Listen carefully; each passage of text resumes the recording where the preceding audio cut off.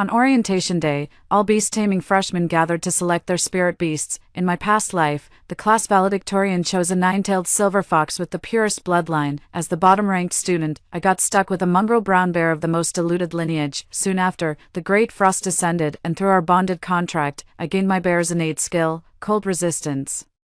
The nine-tailed fox chosen by the class monitor froze to death on the first day of the apocalypse before it could mature. Consumed by jealousy, the class monitor conspired with other students to kill and cannibalize both me and the brown bear. When I opened my eyes again, I'd returned to the day of spirit beast selection. When the monitor chose the brown bear before I could, I knew they'd been reborn too. Little did she know, the brown bear was reborn alongside me.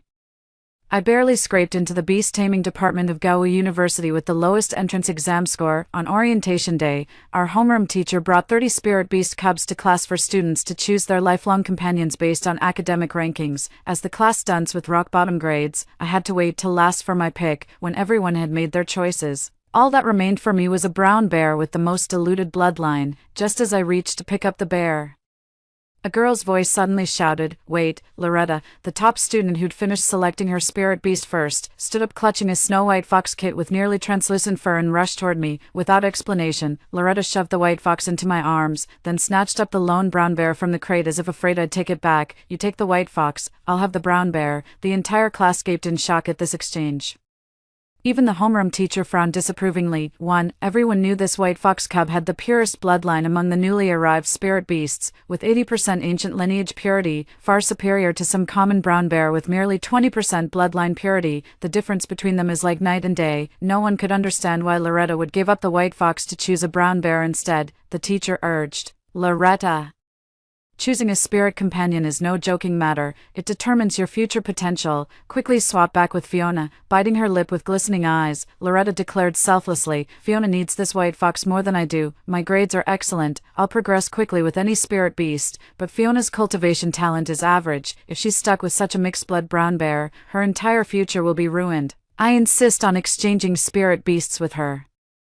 Loretta's words drew thunderous applause from the entire class. Everyone was deeply moved by Loretta's selfless spirit. The homeroom teacher praised Loretta. "Cultivation begins with the purity of one's heart. Your flawless benevolence will carry you far, even if your spirit beast isn't the strongest." Then she frowned at me. "Fiona, what are you waiting for? Hurry up and thank Loretta." I blinked and extended the white fox forward. "No need to trade with me. I actually really like that brown bear." Loretta's eyes flickered with unease as she clutched the brown bear tighter. The way she frowned while hugging the little bear made it seem like I'd bullied her. She spoke softly, "Fiona, you don't need to test me. I genuinely want to trade with you." I wasn't buying her act and insisted, "Really, no need." Before I could finish speaking, something suddenly bit the webbing of my right hand. Looking down, I saw the little white fox had bitten me. With crimson beads of blood welling up from the wound, the fox then extended its tongue, giving my skin tingling little licks. Before I knew it, the white fox had initiated a pact with me on its own, and not just any pact, a blood oath binding our lives together. My classmates stared at me, erupting in mocking jeers. So Fiona wasn't refusing Loretta's offer out of ignorance. She was putting on this whole act, pretending to return the white fox while secretly forming a contract. Terrified Loretta might change her mind. Never seen someone try to have their cake and eat it too like this. After forming a contract with the white fox, it drowsily closed its eyes and fell into a deep slumber. Listening to the murmurs around me, my aged face flushed crimson with embarrassment. Little did they know, I genuinely despised this useless white fox in my hands, forced into a contract by the little white fox. I could only endure the scornful glances from others and return to my seat in bitter resignation. Only I knew this seemingly coveted white fox would become a useless burden in half a month. No, Loretta knew it too. The moment she abandoned the white fox to compete with me for the brown bear, I realized she was reborn. Just like me, in our past life, Loretta chose the white fox, leaving me bound to the unwanted brown bear by default. Little did we know, the frigid apocalypse arrived just half a month later. The entire planet plunged into absolute frost at -50 degrees, turning Earth into a giant freezer. The noble-blooded white fox required a longer growth cycle compared to other spirit beasts with mixed lineages. When the frozen apocalypse came, the white fox was still just a milk-dependent little runt, froze to death on the very day the apocalypse arrived. My brown bear, nurtured with meticulous care, has reached adolescence and awakened the shared talent ability. In -50-degree temperatures, it shared its innate skill cold resistance with me. I became the last person who'd fear freezing in this apocalyptic world. I joined the school's supernatural squad on a supply run, during which Loretta repeatedly tried to seduce the brown bear into breaking our contract to become her familiar, only to be rejected each time. Humiliated by constant rejection, Loretta spread rumors that consuming the bear's flesh could grant cold resistance. During another expedition, Loretta conspired with others to slaughter both me and the bear. In this cannibalistic apocalypse, we became mere provisions for their survival. I gazed sorrowfully at the brown bear in Loretta's possession. In my past life, we'd shared an unbreakable bond to comrades who'd trust each other with our lives. Never did I imagine she'd steal him from me in this incarnation.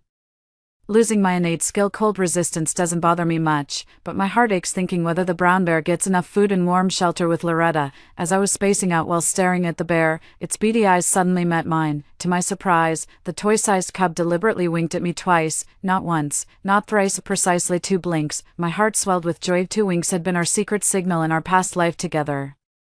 2 blinks, that's his way of telling me everything's fine. From how I'd tried to keep the brown bear around earlier, he'd realized I was reborn too. Now he's using the same method to show me he's also reliving this life.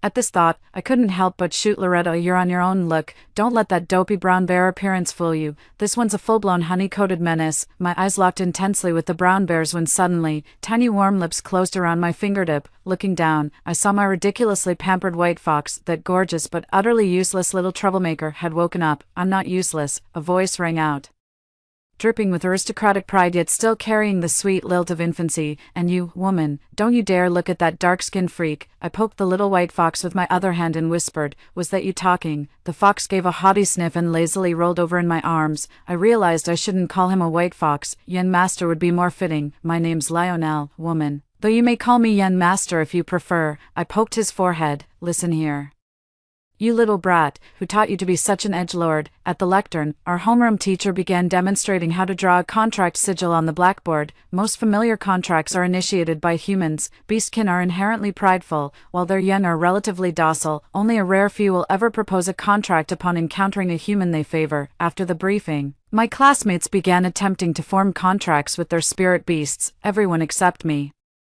Who would have believed I'd get forcibly courted by a noble white fox if they hadn't seen it themselves? Lionel, why did you initiate the contract with me? Lionel wrinkled his nose. That woman reeks, I teased. Loretta's the campus belle. Countless guys are literally chasing her scent. Lionel scoffed. They're blind. Her soul stinks. What about me then? I joked, poking fun at him. The white fox in my arms nuzzled deeper into the crook of my leg, its tone slightly awkward. Not bad, sweet. Suddenly I understood why Lionel forced that contract on me, like shoving a perfectly good cupcake into a pile of shit. Who wouldn't be terrified? When bored, I'd scratch Lionel under the chin. The Arctic fox's fur felt amazingly soft and thick like a giant cotton candy puff. I alternated between stroking his ears and squishing his belly, but ultimately couldn't resist that irresistibly fluffy, tantalizing tail. Too, they say you should never touch a fox's tail, but he's just a kid. So of course we can't let him off the hook. That fluffy white fox tail was practically begging to be squished by Mom. The moment my hand brushed against his tail, Lionel froze like he'd been shocked, his pale skin flushing pink beneath the snowy fur. Stop that, woman, you pervert. She looked exactly like a bashful bride who'd been taken advantage of. I blinked and awkwardly withdrew my hand, then I turned the tables. Kid, get your mind out of the gutter. Lionel's eyes welled up with tears of frustration before he huffily turned away, completely ignoring me. In the classroom, Loretta was the first to complete the contract formation. A flicker of triumph crossed her delicate features as she initiated the pact with the brown bear. The contract formation enveloped the bear, spinning rapidly. Within the formation, the brown bear channeled its spiritual energy and stealthily altered 2 strokes of the magic circle. The formation silently transformed from an equal contract into a master-servant pact. Only now, the brown bear became the master, and Loretta the servant. This was an ancient formation we discovered together in ruins during our training journey. Never imagined the brown bear would now use it to trap Loretta. The brown bear who just sealed the deal with Loretta gave me a triumphant glance, so I stealthily hid my hand under the table and gave him a thumbs up. That's why you should never cross an honest man, woman, you wicked woman. A petulant voice exploded in my ears. Oh, there goes my tsunder, a little lordling with his middle schooler arrogance and paper-thin pride. How am I being bad? I absent-mindedly pinched his squishy cheeks, surprisingly soft despite their lack of flesh. You touched my tail, then had the nerve to flirt with another man, some sunburnt freak. Lionel's voice grew increasingly plaintive. I let out an almost imperceptible sigh, just another jealous little lordling throwing a tantrum. After all classmates completed their contracts, the homeroom teacher distributed cultivation resources to each student. I kept one spirit stone for myself and fed the rest to Lionel as treats. Lionel crunched through 19 spirit stones like they were potato chips. I hadn't even left the classroom when all my spirit stones were already depleted. My classmates stared at me with bewildered expressions. Has Fiona lost her mind? She fed an entire week's cultivation resources to that white fox. Was she even paying attention in class? Doesn't she know spirit beasts have slow growth cycles? You can't rush their feeding. Those spirit stones were mainly meant for our own cultivation. What a waste giving that contract to the white fox. Even the homeroom teacher frowned. Some students should remember spirit stones are allocated in limited quantities each month. The school won't provide extras if you waste them. I knew the teacher was talking about me without naming names. I replied obediently, I understand, teacher. To be honest, I was extremely generous with cultivation resources toward the brown bear in my past life. While most students split resources with their spirit beasts at a 4:1 ratio, I always divided them equally with my brown bear. I believed that since we were partners, we should share everything 50-50, yet even with the brown bear, I was never as lavish as with the white fox. He got 90% while I kept just 10%. Not only did my classmates think I'd lost my mind, I was starting to believe it myself. It suddenly hit me: the white fox and I were bound by a blood pact. With ordinary equal contracts, neither party is affected if the other dies, but a blood pact is different. It's a life-for-life bond. If the white fox froze to death on the apocalypse's first day like last time, I'd be a goner too. So now, this ancestor's life is more precious than anything else. For the remaining time, find your own spots to practice, everyone. Carrying the white fox, I walked out when Loretta suddenly blocked my path with half her body. In a whisper only I could hear, she said, I know you've been reborn too, this lifetime. It's my turn to contract the brown bear and master frost resistance. I curled my lips. Then you'd better make sure to survive. Loretta's eyes gleamed with triumph. With my grizzly, survival's guaranteed. As for you two losers, enjoy freezing to death on doomsday's first dawn. The Arctic fox in my arms lazily cracked an eyelid to glance around. He lifted his rump and blasted Loretta with an earth-shattering fart. Loretta's composure shattered instantly as she shrieked and stumbled backwards several steps. Fiona, are you insane? Get that stinking fox away from me, TCH, I chuckled, cradling the white fox as I turned to leave. Beast rearing was a bottomless pit. Procuring vast amounts of spirit stones became an impossible dilemma. As I absent-mindedly tugged at the white fox's fur, a sudden realization struck me. In my previous life before the apocalypse, the media had exposed a small spiritual vein. Judging by the timeline, that vein should still remain undiscovered, with the white fox in tow. I immediately hit the road toward the spiritual vein without a moment's delay. When I arrived at the approximate location marked for my past life, to my surprise, Loretta had already beaten me there. As the heiress of a prominent family, Loretta's connections and resources far surpassed anything an ordinary person like me could muster. Standing at the periphery of the spiritual vein, I could only watch helplessly as she directed 20-some burly men in harvesting its energy. The white fox nestled in my arms, watching as one dazzling translucent spirit stone after another was mined. Swallowing hard with longing eyes, I covered the fox's eyes abruptly. Don't look, cub, these spirit stones are low grade. Mom will take you somewhere better to forage. Carrying the fox, I kept glancing back every few steps. Just as we were about to leave, a delighted voice suddenly echoed in my mind. Sister, is that you? I halted mid-step, bear, then asked. You've learned telepathy. That Loretta woman really splurged on me. Used a soul-waking herb to grant me mental communication. The brown bear added, Sis, why don't you take the white fox somewhere to rest first? I'll call you when we've mined all the spirit stones. As our mental conversation with the bear concluded, I snapped back to reality to find an enormous, exquisite fox face studying me with suspicion. Lionel planted his front paws on my shoulders, his proud fox face mere inches from kissing me. Warm breath brushed my face, none of the musky wild fox scent, just an indescribable hint of delicate fragrance. What are you doing? Lionel glared at me indignantly. Woman, how dare you cheat on me? I grabbed the fox by the scruff of his neck with one hand, pulling him off me while giving his fluffy cheeks a disciplinary pinch with the other. Watch your language, brat. Lionel sniffled, his voice tinged with genuine hurt. I'm not wrong. Your soul reeks of bear musk. It's that dark-skinned one, isn't it? I arched an eyebrow. This little fox had quite the nose on him. Lionel continued his accusation. In our white fox clan, whoever we form a blood pact with becomes our lifelong mate. You can't go sneaking around with that brown bear. My cheeks flushed slightly. Little brat, what do you know about mates at your age? Lionel's eyes welled up with unshed tears as he flailed his paws in an exaggerated air-swimming motion. I leaned forward and stuck my tongue out at him, my damp, pointy muzzle tapped against my cheek. Before I could react, the culprit quickly withdrew its head and whispered, "I kissed you, so you're my mate now. This spot's mine. No one else gets to kiss here." I stood frozen, my lips twitching involuntarily. Did I just get flirted with by a baby Arctic fox? I left the spirit vein to the brown bear while carrying Lionel back to the car. We cooled off with AC and munched on watermelon.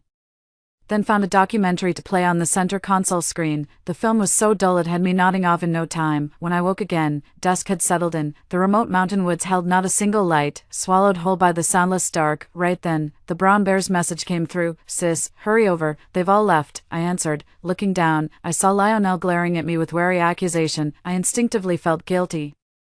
Genuinely experiencing the awkwardness of a cheating spouse caught red-handed, I explained, "We weren't talking about anything else." Lionel turned away sharply. "No explanations, I won't listen. I'm not speaking to you all day, under the night sky." I carried the white fox in my arms, step by step approaching the ley line's location. Just as the brown bear had told me, the area around the ley line was deserted, leaving only a concealment array to hide its presence. The white fox watched me approach the ley line. Though curious about my purpose, it stubbornly kept its earlier vow of silence. Pouting with suppressed curiosity, I paced around the magic formation when suddenly the brown bear dispelled it, poking its head out to look at me. Now able to speak, it waved at me and called out, "Sis, come quick." The white fox in my arms bared its teeth at the bear the moment it spotted him, curling up defensively with a vicious snarl. I quickly covered the fox's muzzle and shot the bear an apologetic smile. The white fox is a bit mischievous. The brown bear led the way ahead. "It's all right, sis. Don't be mad at your little brother." I covered the white fox's mouth, but his voice exploded in my mind. "Holy shit, he's a two-faced snake, a dark-skinned schemer. Let me go. I'm gonna kill him. I swear I'll kill him today. Fiona, don't stop me." No man can tolerate seeing his woman cheat right in front of him. "How dare you hook up with this two-faced bitch right under my nose while I'm still breathing? What kind of man hides behind women? Let me go. I'll settle this with him once and for all." "So noisy. How noisy? Way too loud." Glancing at the faint spiritual energy rippling around the brown bear, I loosened my grip with a soft snap, letting the white fox leap to the ground. Lionel, sprawled on the ground, turned back to stare at me in disbelief. He clearly hadn't expected me to actually let go. He inched toward the brown bear at a snail's pace of 0.008 meters per second, glancing backward every few steps. On his fourth hesitant look back, he shot me one last uncertain glance. "Not even gonna stop me? What if I beat your precious lover to death?" 3. I glanced at the spiritual energy radiating from the brown bear. After gorging on spirit stones all afternoon, its power level was easily 50 times greater than the white fox's. At this point, it was anyone's guess who'd kill whom. I smiled playfully at him. "Relax, show me your warrior spirit. If you take him down, you'll be the only one in my heart from now on." The white fox nervously scraped its claws against the ground, visibly tempted by my words, but after stealing another glance at the bear's intimidating aura, it sheepishly retreated to curl up by my feet again. "All right, since you're genuinely remorseful this time, I'll let this little rendezvous slide, but don't let it happen again. Me, //." The brown bear divided the spirit stones from the ley line into 3 piles. It kept a tiny pile for itself, leaving one small pile and another massive mound the size of a hill. "Sis, I'll just keep these." Lionel stared at the massive pile of spirit stones with greedy eyes, his jealous voice echoing in my mind. "Woman, that dark-skinned fellow is being awfully generous with you." The brown bear pointed at a small pile and said, "Big sis, this should be enough for your cultivation." Then gesturing toward the enormous heap, he added, "Give all those to little brother." "Holy shit," Lionel's dramatic voice rang out again. "Woman, that dark-skinned guy isn't into you." "I think he's into me." I flicked Lionel's forehead. "Is your brain wired for romance? You see flirting everywhere." Lionel still looked defiant. So I murmured, "Do you still want those spirit stones?" He instantly behaved. I looked at the brown bear with concern. "I've emptied this place. Will Loretta hurt you?" The bear shook its head. "Sis, that woman obeys my every word now." The next day, Loretta stared dumbfounded at the depleted spirit vein, stammering, "Why you used up all these spirit stones." The bear nodded. "This puny little spirit vein, barely a snack for me." The brown bear continued, "Didn't you say I needed to awaken the innate skill frost resistance within 2 weeks?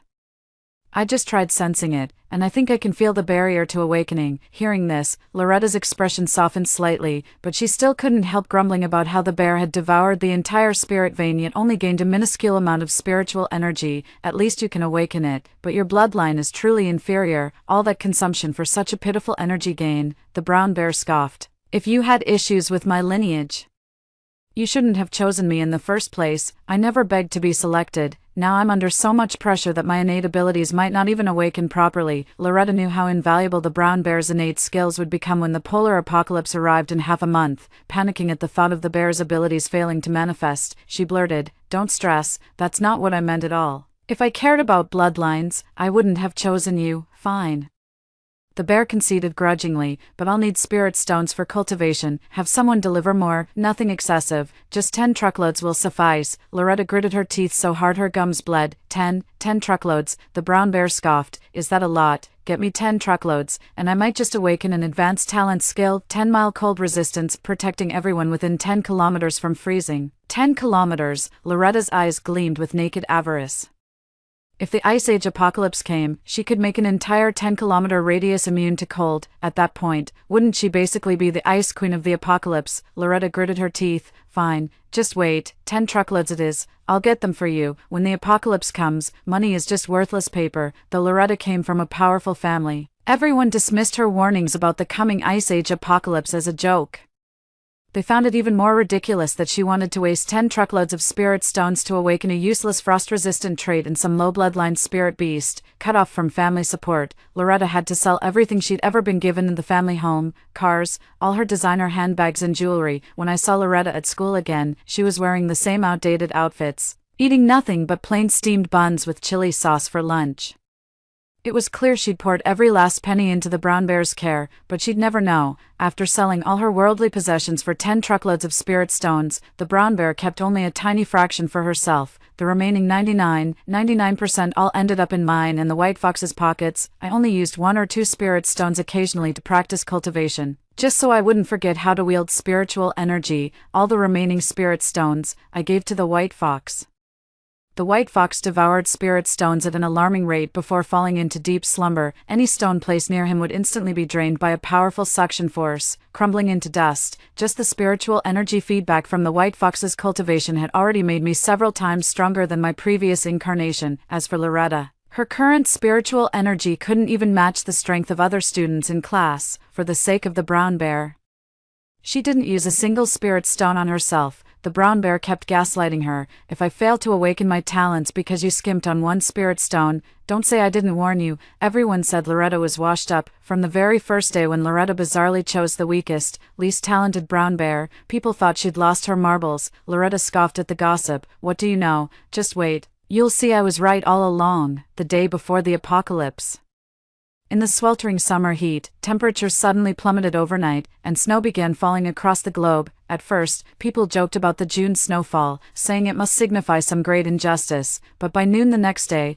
global temperatures had dropped to -20°C, and unease began creeping in. The weather is so abnormal. Could this be a sign of some impending disaster? The snow keeps falling harder and harder, with no sign of stopping, fearing potential accidents during the snowstorm.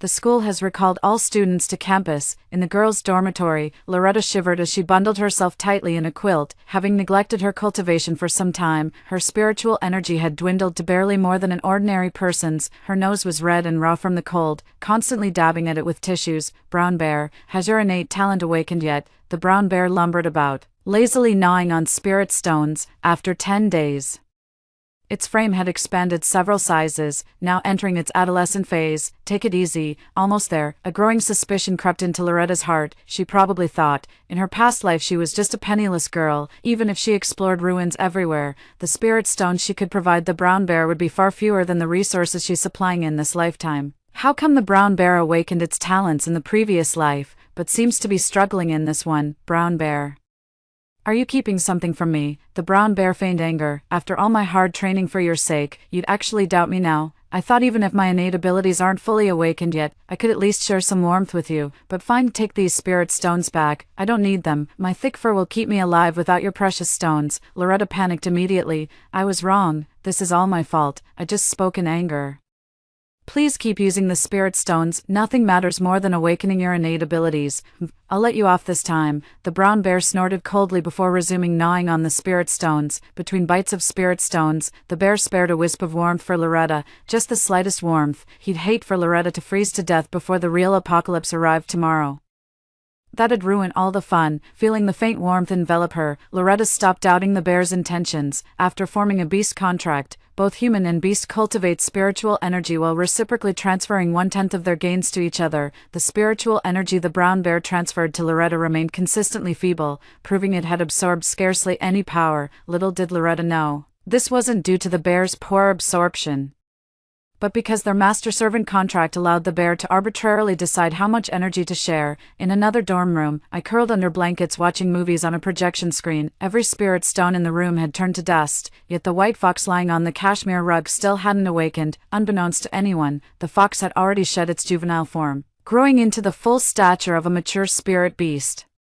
I stepped off the bed and checked the fox's breathing. Its faint pulse still lingered. The wall clock inched toward midnight as the true apocalypse loomed. In this life, the white fox probably won't freeze to death on the very first day of the apocalypse. Boom, the midnight bell tolled. Global temperatures plummeted precipitously once again. The thermometer indoors shows the room temperature has plunged to -50 degrees. As a cultivator with the white fox's spiritual feedback, my chi reserves make this level of cold negligible. Outside, the snowfall intensifies, piling up as high as a full story. The homeroom teacher initiated a roll call in the group chat for status updates. The school stands ready to dispatch rescue teams for any struggling students. Due to the extreme cold weather and staff shortages, the school urgently recruited volunteers. I signed up as a volunteer to distribute supplies to students in various dorms. When I reached Loretta's dorm, I deliberately walked past it. As classmates began confirming receipt of supplies in the group chat, Loretta added me, "What's going on? Where are my supplies?" I immediately posted several photos in the group chat, clear evidence of Loretta stockpiling massive supplies from the supermarket in advance. I said, "The school announced critical supply shortages, with this heavy snow showing no signs of stopping anytime soon. Shouldn't we reserve these resources for those who need them most?" Classmates started flooding the group chat with comments. Did our class monitor get some insider information? Why else would she hoard so much food and daily necessities? With all these supplies already, how dare they still compete with us for resources? Isn't she the class leader? Why can't she share the supplies with us? Loretta suddenly found herself being morally judged from a high ground. Loretta tagged me again. "Stop pretending. You knew about the coming Ice Age apocalypse too, and hoarded just as much. Why don't you share your portion?" I handed out 2 empty instant noodle boxes. "I have no idea what frozen apocalypse you're talking about. Everyone knows my family's poor. I only bought so many instant noodles because they were on sale at the mall, and I've already distributed them all to my classmates," the teacher confirmed in the group chat. The 10 packs of instant noodles everyone received were all distributed by Fiona from her own supplies.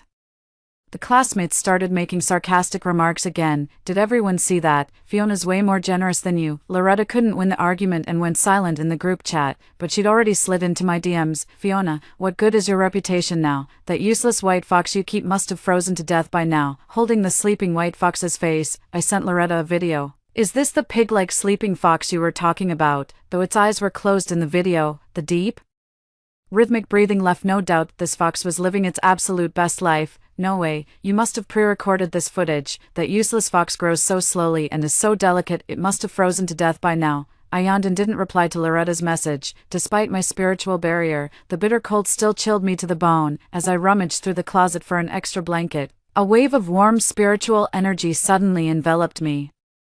This warmth felt intimately familiar, the comforting heat from Brown Bear's shared cold resistance ability. "Bear, how can you share your innate skill with me without a contract? Sis, I've successfully awakened 10-mile cold resistance." It suddenly dawned on me that the Brown Bear's innate ability was never just cold resistance, but rather 10-mile cold resistance. But in my previous life, my capabilities were ultimately limited. I simply didn't have enough spirit stones to fully awaken all of the bear's innate skills in such a short time. To protect me, the brown bear forcibly awakened its ability, resulting in only a watered-down version of cold resistance. I asked her with a cheerful smile, "How's Loretta doing?" The brown bear shared its vision with me. Confident that the awakened brown bear would resist extreme cold, Loretta didn't bother buying extra blankets. Now she's huddled under a summer quilt, her face frozen purple and teeth chattering uncontrollably. Haven't you awakened yet?" The adolescent brown bear leaped onto the bed and with a single butt shove, sent Loretta tumbling to the floor. The impact between the icy floor and rigid flesh produced a sickening crack. Who knew how many bones were shattered? Loretta grimaced in agony, crying out through clenched teeth. "What the hell was that for?" the bear announced. Got some good news for you. My awakening succeeded. Loretta's eyes lit up with excitement, completely forgetting the brown bear had just thrown her off the bed. Hurry, share your skills with me now. I'm freezing to death. The brown bear snorted. When did I ever agree to share anything with you? Loretta shrieked hysterically. I'm your master. I bankrupted myself spending all those spirit stones to awaken you. How dare you refuse to share with me? We've formed a pact. Even if you refuse to share, I can still wield your powers. Loretta frantically tried channeling the pack's magic to borrow the brown bear's abilities, only to realize she couldn't access its power at all. The bear sneered. Open your eyes wide and see what kind of pact we've truly forged. Upon closer inspection, Loretta discovered 2 runic arrays had been tampered with. The brown bear's eyes flashed with contempt. See this clearly. It's a master-servant contract. You think you're worthy of sharing my skills? Loretta lay frozen on the ground. You've been reborn too. On the day the frigid apocalypse arrived, global temperatures were no longer being disclosed. Just like in the previous life, the power grid, water supply, and internet systems collapsed completely. That night, many never woke up again. 5 days later, complete chaos engulfed the school as desperate students began raiding other dorms for supplies. Outside the door, several upperclassmen had me in their sights, assessing my current strength. With the brown bear's frost guard protection and the white fox's spiritual energy boost, I realized even most teachers stood no chance against me now, even if they outnumber me. I'm not the least bit afraid. As the frantic knocking pounded at the door, spiritual energy gathered in my palms. Before I could strike, a tremendous force suddenly radiated outward from my chamber, just from the sounds alone. I could vividly picture the chaos unfolding outside, bodies tumbling in disarray. The white fox remained curled on the rug with closed eyes, while a voice born of divine consciousness projected outward through my room. A chilling yet commanding voice rang out, "Get out." The intruder scrambled away in panic. I stroked the white fox's head. "Lionel, are you waking up?" Some tried to break into Loretta's dorm too, but the brown bear drove them all away, thanks to the brown bear's presence. Loretta isn't dead yet, but she's hanging by a thread. She lay on the ground, the stench of broken bones oozing from her wounds. Each time she nearly passed out, the bear, conveniently answering nature's call, would drench her face in its reeking piss. The bear called it a gift, warm and fresh, just to keep you from freezing. Brown bears have excellent memories, and they hold grudges, drawing from his past life memories. He tracked down every last accomplice who had conspired with Loretta to murder us, ending them all with his fangs. The remaining people at school bore him no ill will, so the grizzly abandoned stealth and activated his 10-mile warmth ability. A divine warmth surged through everyone within the school grounds, as if blessed by celestial protection. Even Loretta, lying there awaiting death, finally experienced the comforting embrace of warmth. A scalding warmth surged through her body. What might have been a blessing to others became the very curse that hastened her life's ebb. Not just her bones, countless organs had been fractured in the earlier impact. The sub-zero temperatures had slowed their decay, freezing them in time. But now, abruptly thawed, like some half-defrosted microwave meal, Loretta's organs began their systemic collapse into putrefaction. She lay motionless on the ground, shifting slightly as if searching for a less agonizing position. Foul-smelling pus oozed slowly from her eye sockets, nostrils, ears, and the corners of her mouth. Her eyes remained wide open until the moment of death. 5. That morning, I awoke to an unusual warmth enveloping my body. As I opened my eyes, an enormous weight pressed down upon me from above. His chiseled face had sharp, narrow bone structure and well-defined features. Powerful arms cradled my head as he slightly lowered his gaze, revealing the tantalizing contours of his sculpted pectorals pressing down. His entire body radiated warmth like a living furnace. As I stirred slightly, those almond-shaped eyes fluttered open, revealing unnatural amber irises that held no trace of humanity. The familiar scent made me whisper tentatively, "Lionel." A smirk curled at the corner of his lips as he casually tossed the blanket aside, letting the chilly air brush against my skin. At the same time, his warm, intoxicating presence enveloped me, drawing me instinctively closer into his embrace. He shifted his weight, bracing his forearm against the bed as he hovered over me. My breath hitched as I gazed up at him, his sculpted abs taut with definition, his skin porcelain pale yet radiating raw strength. His waist-length hair cascaded like a waterfall, draping over my collarbone. A fluffy white tail swayed rhythmically back and forth. A magnetic, alluring voice murmured, "Miss me, woman?" Well, that single word woman confirmed it. This was definitely Lionel. I shot him a glare, finally decided to wake up. Ha! He let out a soft chuckle, featherlight and meltingly sweet to the ears. OMG, his voice is so adorably whiny. "I'm totally obsessed," he stated with certainty. "You are worried about me," I said. "Well, I can't very well wish for your death." He lowered his head and suddenly pecked my lips. "Still got that sharp tongue, woman." I covered my mouth in shock. "Lionel, That was my first kiss. Lionel's grin widened. Not your first, I've kissed you before. We sealed that deal long ago. The reason he took so long to wake up was because he was awakening his innate abilities. With his noble lineage, Lionel faced far greater challenges than other beasts in awakening his talents, but after all these days, he finally succeeded. Lionel, what's your awakened ability? Lionel replied nonchalantly, enlarge. My eyes widened as my mind went to the gutter. Big.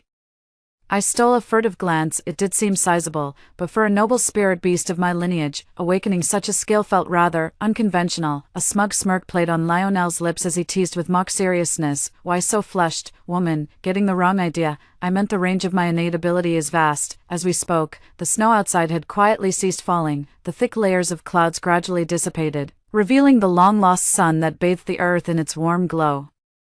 I heard an excited voice from the schoolyard. Look everyone, the sun's out. It doesn't feel as bitterly cold as before, thank goodness. The apocalypse is finally coming to an end. I heard Lionel's voice murmur. The white fox is an auspicious omen. My awakened innate ability is genesis of all things. Lionel's handsome face pressed against my ear, his warm breath gently caressing my neck. His fluffy tail brushed against my abdomen with playful insistence, nuzzling like a spoiled pet. How will you reward me? Story 2. After the zombie outbreak, Max's overly kind nature kicked in, and he wanted to save the new transfer student. I tried to persuade him not to go, but a line of subtitles suddenly appeared before my eyes. Lyra is just jealous of our female lead. She's been blocking the meeting between the male and female leads from the very beginning, and later she'll target the female lead everywhere. Trying to steal the male lead. So vicious. Can this vicious supporting female character, Lyra, go offline soon? I really want to see how miserable she'll be when the male lead abandons her. Don't worry, this story is guaranteed to be satisfying. The supporting female character will eventually get infected with the zombie virus and suffer for 5 days before dying, and my name is Lyra. It turns out that I'm just a catalyst for the relationship between the male and female leads, a vicious supporting female character, but now the apocalypse has arrived. Who still cares about romance? As a vicious supporting female character, shouldn't I steal the limelight from the main characters? 1. Max is my childhood friend who grew up with me, and he's also the person I've had a crush on for 20 years. When the zombie outbreak happened, we were reviewing in the third-floor library. Suddenly, a classmate went berserk and started attacking people, biting anyone they saw, stopping only when they drew blood. The entire study room was in chaos. I immediately picked up a stool for defense and led Max to hide in the nearest office. I don't know how much time passed, but the chaos finally subsided. I searched the entire office and found only 2 bottles of mineral water and a few packs of snacks, which were far from enough to last us until the rescue arrived. At this moment, Ren, the new transfer student, sent Max a WeChat message asking for help. She was also trapped in the library, right above us. Max's overly kind nature took over, and he readily agreed to save Ren. That's when I saw those bullet comments. The bullet comments said that I was jealous of Ren, so I didn't want Max to save her, but luckily, Ren was smart and took revenge on the spot, on the way to save her. I was deliberately tripped by her and almost fell into the mouths of the zombies. Later, using the excuse of fairness, Ren pocketed the only food and distributed it regularly every day, but she secretly withheld my share, and the bullet comments kept praising her for being resourceful. Seeing this, I let out a cold snort. The female lead is so mediocre, yet the bullet comments can still praise her. The apocalypse has come. Who still cares about romance? Since the bullet comments say I'm a vicious supporting female character, then I'll be as vicious as can be. Max proposed again that I go with him to save Ren. Lyra, you have good physical strength. Later, you'll be in charge of clearing the way in front, and I'll cover the rear. We must save Ren. I pulled out an office chair, sat down, and crossed my legs. Who said I'm going to save her with you? Max was stunned. How can you be like this? She's our classmate. She just transferred here a day ago. I'm not familiar with her. Besides, there are only 2 bottles of water in the office, and one of them is mine. If you save her, are you going to share your bottle with her? Max sighed and his tone changed. I know you like me, but this is a matter of life and death. You can't be so selfish. If Ren comes, I'll definitely share my water with her. I don't even need to drink it myself. According to the bullet comments, Max will push me into danger countless times in the future for Ren's sake. I looked up again and re-evaluated Max. How did I fall in love with such a person? He's overly kind-hearted, thoughtless, and not very good-looking either. My infatuation with him is gone, too. In the end, I didn't go to save Ren with Max. Before leaving, he gave me a disappointed look. I saw those bullet comments again. The vicious supporting female character is so heartless, she won't even save her classmates. Lyra is just jealous. She wants to monopolize the male lead all to herself. Doesn't she even look at herself to see if she's worthy? I remember the original plot wasn't like this, but luckily, the male lead is going to save our precious girl. As soon as Max walked out of the office, the zombies outside let out low growls, and there were chaotic footsteps in the corridor. I hope their male lead can come back alive, I thought. It doesn't matter if he dies either. An hour later, a blue curtain was thrown down from the window. At the top end of the curtain were Max and Ren. Since I didn't go with him, Max changed his strategy. He first met up with Ren and then tried to move to the office directly above me and come down through the window. Max jumped down first and didn't say a word to me, as if he was still angry with me. In the past, whenever Max was angry, I would immediately apologize and try to cheer him up, but this time, I didn't move. Max felt embarrassed and leapt up to communicate with Ren, teaching her how to slide down safely. Ren was too timid, hanging at the window.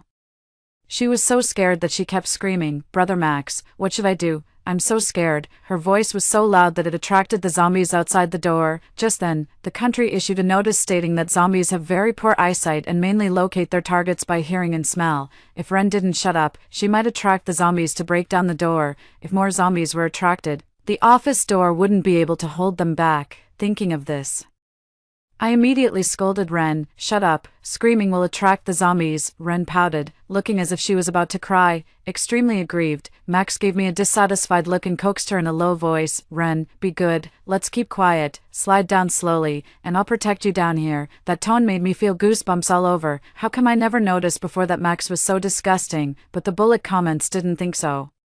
The cold and aloof male lead is so gentle with our precious girl. It's definitely love at first sight. Real couples are so sweet. I'm dying of sweetness. It would be great if there wasn't that vicious supporting female character getting in the way. Lyra should just die already. 3. After Ren was rescued, she was still in a state of shock and hid in Max's arms with red eyes. Max coaxed her gently. The two of them were like a married couple. When Ren calmed down, her eyes darted around, looking everywhere, and finally focused on the few remaining food items and water on the table. She stood up and walked over to the food. "Brother Max, we don't know when we'll be rescued, so I think we should manage these food items uniformly and distribute them fairly." Max nodded. "You're right, Lyra, come here, let's discuss how to divide them." At this moment, the bullet comments appeared. Our precious girl is about to fight back. Who told the supporting female character to scare our girl on purpose just now? Our girl shouldn't give her a single drop of water. Later, she'll kneel down and apologize to you, begging for your forgiveness. The male lead will unconditionally side with our girl later. I'm loving this. I curled my lip in disdain. The idea that I would actually kneel down. How stupid do they think I am? I ignored Ren's gaze and directly picked up a bottle of water and 2 packs of snacks. "This is mine. It doesn't belong to the public supplies. You two can divide the rest as you like." Ren got angry. "How can you be like this? Just because you say it's yours doesn't mean it is. How are the two of us supposed to divide the rest?" Max also looked angry. "Lyra, you can't be so selfish. These were found in the office and don't belong to you. Give them back quickly." Max reached out his hand to me. In the past, whatever Max wanted, I would immediately give it to him. Even if I had to eat instant noodles for a whole month, I would still buy him branded goods. But now, water and food are essential for my survival. As a vicious supporting female character, I'm not going to give them up. I unscrewed the water bottle and took a sip. "Rescuing her was your idea alone, and it has nothing to do with me. Before you went to save her, we already divided the supplies, and you also promised to share your share with Ren." "What? Is classmate Max going back on his word?" I took out my phone and played the voice recording I had just made. "When Ren comes, I'll share my share with her. I don't even need to drink it myself." After hearing the recording, Max felt embarrassed and didn't pester me anymore. He opened a pack of potato chips and handed it to Ren. "Eat. I won't let a girl go hungry, no matter what." Ren was so touched that her voice trembled. "Brother Max, you're so kind." She became even more pitiful looking. The bullet comments were polarized. On one side, the coupled shipping group was crazily enjoying the sweetness of their relationship, while on the other side, the hate group was cursing me non-stop. I rolled my eyes at them. I had been browsing the internet for a long time but hadn't seen any local rescue information. All kinds of rescue phone numbers were constantly busy. I didn't know when the rescue would arrive, and these few packs of potato chips wouldn't last more than 2 days. How was I going to get more food next? For, in less than a day, Ren had eaten all the snacks and drunk half a bottle of water. Snacks are high in salt, and eating too many makes you thirsty. A person can survive for 1 to 2 weeks without food, but without water, they can't survive more than 3 days. This bottle of mineral water was extremely precious. and I planned to save it for a critical moment. When going to bed at night, Ren complained that the office was too cold and the floor was too hard, and she couldn't sleep well at all. Brother Max, can you borrow the curtain that Lyra is using? I'm on my period today, and I'm really not feeling well. I had taken down the curtain before dark. At night, the temperature was low, and not covering up would make me catch a cold. Getting a fever at this time could be fatal. When I took down the curtain, Ren kept mocking me. Aren't you afraid of getting dirty? This curtain hasn't been washed for years. Aren't you worried about getting sick from using it? I looked at Max. He remained silent, his eyes full of concern for Ren. In the dark, I heard a voice, and Max's shadow appeared in front of me. Lyra, lend the curtain to Ren. She's in poor health. His tone was firm and unyielding. I wrapped the curtain tighter around me and turned over. Then she should exercise more. Max's hand hung in the air awkwardly. Seeing this, Ren coughed softly and weakly. Brother Max, it's all my fault. I don't want the curtain anymore. Can you hold me while we sleep? The two of them hugged each other and fell asleep. I calmly looked at the bullet comments that appeared before me. Our girl's move is so clever. Lyra must be grinding her teeth in anger. Watching the person she likes sleeping with someone else serves her right. Who told her not to give the curtain to the female lead? She's as strong as an ox. Does she still feel cold? Spoiler alert, our girl isn't some delicate female lead. Lyra is going to have a hard time tomorrow.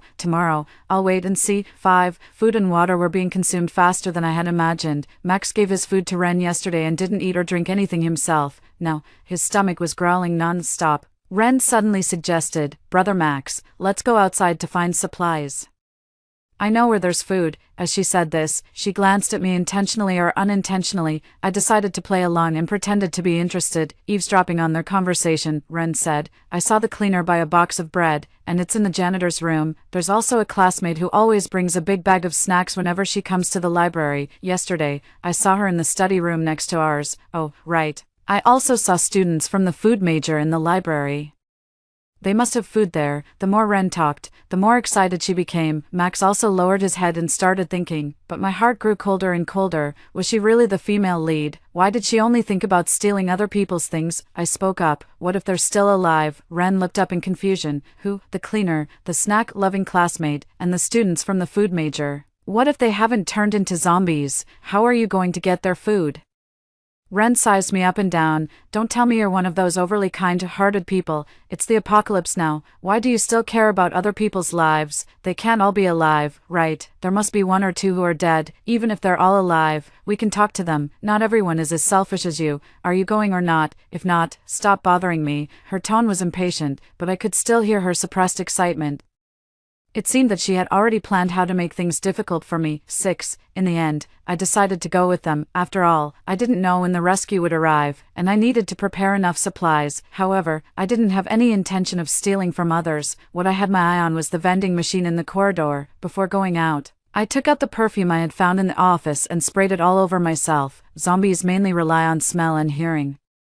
As long as we masked our human scent and moved carefully, we should be fine. The perfume was of the cheapest kind. Ren pinched her nose in disgust and refused to spray it on herself. I'm not as tough-skinned as Sister Lyra. Spraying this kind of perfume on me will make me allergic. Max lowered his head again and gently coaxed Ren. While acting coquettishly, Ren looked at me provocatively. Once everything was ready, we opened the door and peeked out to observe the situation in the corridor.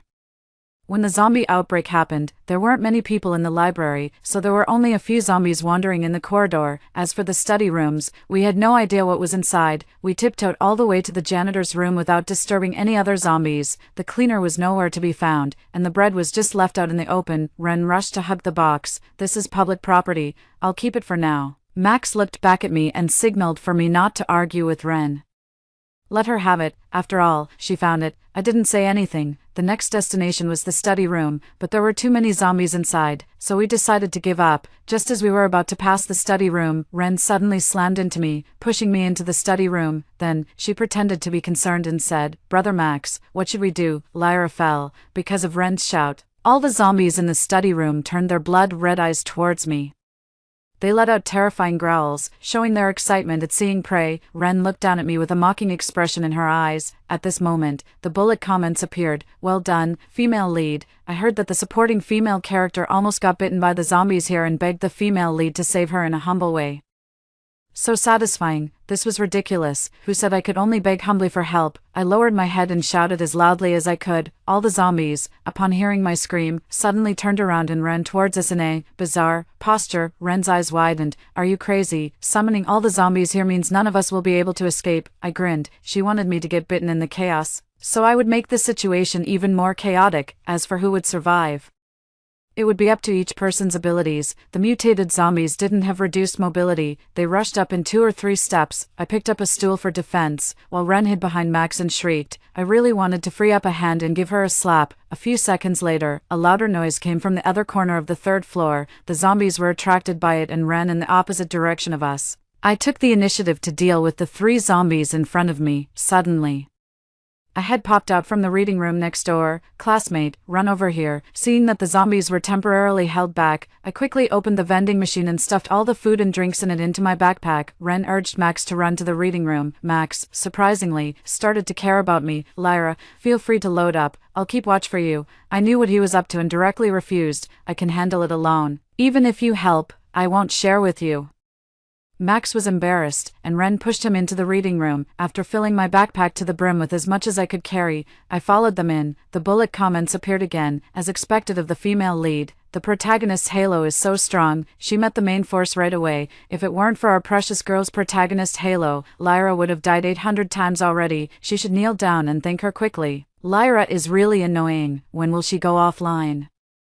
I ignored these brainless remarks and carefully observed the reading room. There were several trapped students in the reading room, and a familiar face, the cleaner aunt. Students, are you all right? Max wanted to step forward and thank them, but Ren grabbed the corner of his clothes. We didn't ask for help, but they suddenly showed up and pretended to be good people. They must have some ulterior motives. We can't be too trusting.